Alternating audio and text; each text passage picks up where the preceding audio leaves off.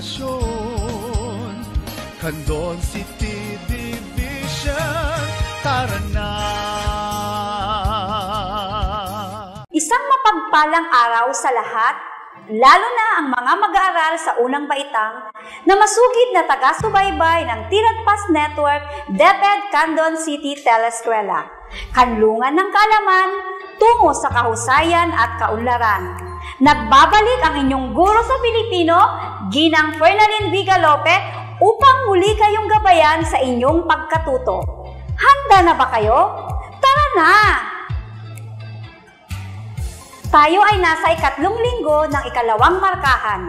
Ang ating aralin sa episode na ito ay nakikilala ang mga tunog na bumubuo sa pantig ng mga salita. Ito ay batay sa most essential learning competency na nakikilala ang mga tunog na bumubuo sa pantig ng mga salita. Pagkatapos ng episode na ito, ang mga mag-aaral ay inaasahang nabibigkas ang mga tunog na bumubuo sa pantig ng mga salita. Nakabubuo ng pantig sa pamamagitan ng pagsasama-sama ng mga letra. At ang panghuli, nakababasa ng mga salitang may dalawang pantig. Bago tayo magsimula, nais ko munang ipaalala sa inyo ang mga tuntunin na dapat ninyong sundin. Una, ihanda ang lapis at papel. Makinig ng mabuti sa akin at ang panghuli ay makibahagi sa lahat ng mga gawain.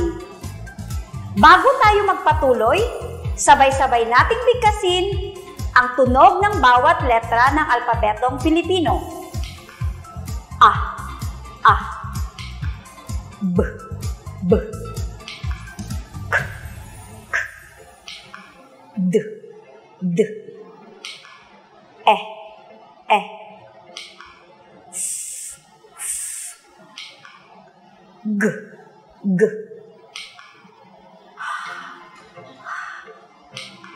I, I, J, J, at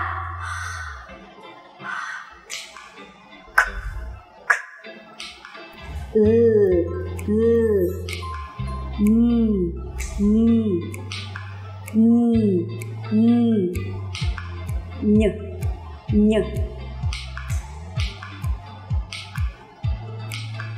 Ny, ny, O, O, P, P, K, K, S, S, T, T, O, O, V, V, W, W. Ang letrang X ay may dalawang tunog. Ang una ay S, S, at ang ikalawa ay X, X. Y, Y, at Z, Z. Mahusay mga bata, talagang naaalala ninyo ang tunog ng bawat letra ng alpabetong Filipino. Gusto kong maglaro tayo mga bata. Subukin natin ang inyong galing sa bugtungan. Kapag alam ninyo ang sagot, ay sabihin ninyo ito ng malakas. Handa na ba kayo? Umpisahan na natin! Nagtago si Pedro, nakalabas ang ulo. Ano kaya ang sagot mga bata? Ulitin ko ha. Nagtago si Pedro, nakalabas ang ulo.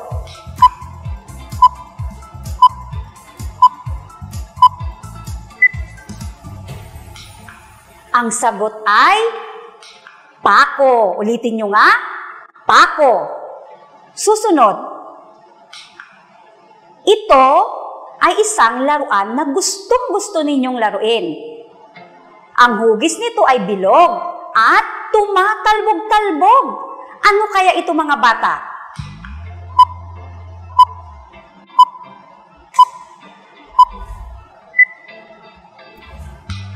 Ang sagot ay bola. Magaling! Bola. Sabihin nyo nga mga bata, bola. Ngayon ay isa-isahin natin ang mga pantig na bumubuo sa bawat salita. Ang unang salita ay pako. Pako. Ang salitang pako ay binubuo ng pantig na pa at pantig na ko. Ngayon naman ay isa-isahan natin ang mga tunog na bumubuo sa bawat pantig.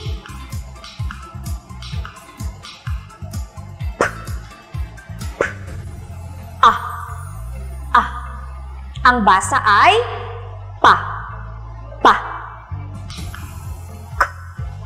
K, o, ko, ko. Pag pinagsama natin ang pantig na pa at pantig na ko, mabubuo ang salitang pako. Ang salitang bola naman ay binubuo ng pantig na bo at pantig na la. Ngayon ay isa-isahin natin ang mga tunog na bumubuo sa bawat pantig. B, b. O, o. Bo, bo.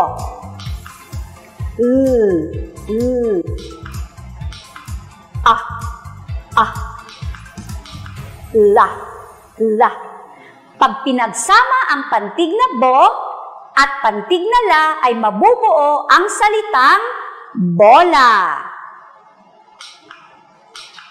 Tandaan mga bata, ang salita ay binubuo ng pantig at ang bawat pantig ay binubuo naman ng letra at ang letra ay mayroong tunog.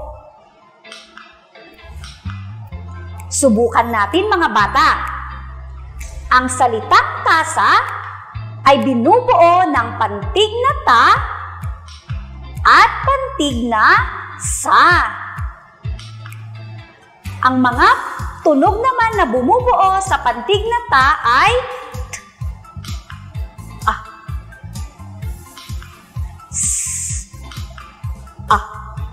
Pag pinagsama ang pantig na ta at pantig na sa ay mabubuo ang salitang tasa. Ulitin nyo nga, tasa.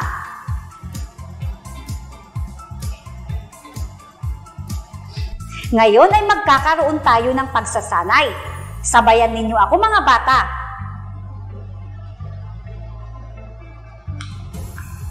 Yero. Ulitin nyo nga, yero. Ang salitang yero ay binubuo ng pantig na ye at pantig na ro. Ang mga tunog na bumubuo sa pantig na ye ay y, y, eh. At ang mga tunog naman na bumubuo sa pantig na ro, o. Ulitin nga natin, yero, yero, daga. Daga. Ang salitang daga ay binubuo ng pantig na da at pantig na ga. Ang pantig na da ay binubuo ng mga tunog na d, d, ah. Ang pantig na ga ay binubuo ng mga tunog na g, g, ah. Daga, daga. Ngayon, gusto kong malaman kung nakinig kayo ng mabuti sa ating aralin. Ilabas ninyo ang inyong lapis at papel at magkakaroon ulit tayo ng pagsasanay. Handa na ba kayo? Magaling kung ganoon. Magsimula na tayo. Makinig ng mabuti sa bawat tunog na bibigkasin ko. Pagkatapos ay isulat sa inyong papel ang pantig na nabuo. Una, w, w, ah, w, w, ah.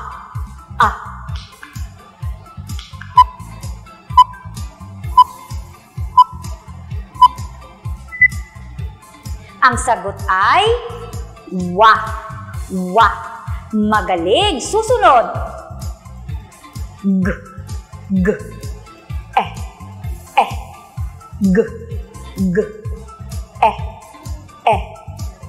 Ano ang pantig na ating nabuo?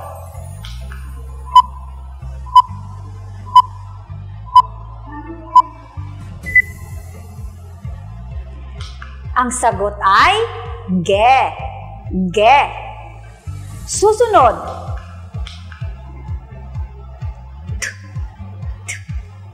T, t, I, I, t, t, I, I.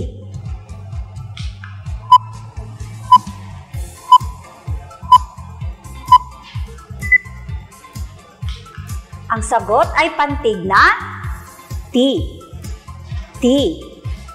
Ang susunod,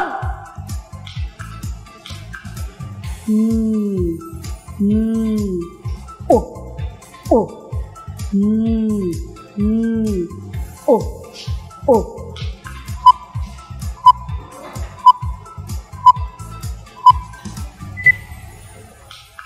Ang sagot ay mu, mu. At ang panghuli,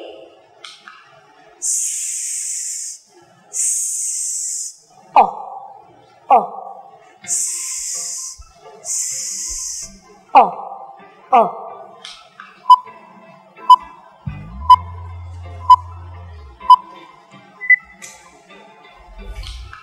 Ang tamang sagot ay pantig na so, so. Para sa ating susunod na gawain, samahan ninyo ako at tayo'y magbasa.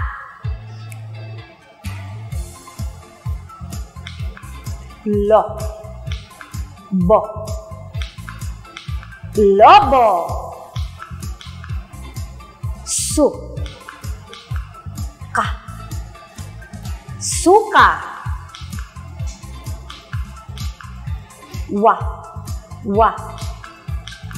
La, la. Wala. Ta, ta. Ma, ma. Tama, tama. Di, di. La, la. Dila, dila. Palakpakan ninyo ang inyong sarili, mga bata, dahil nakilahok kayo ng mahusay at masigasig sa lahat ng gawain. Lagi ninyong tatandaan, ugaliing magbasa upang kakayahan ay mahasa. Hanggang sa muli, paalam!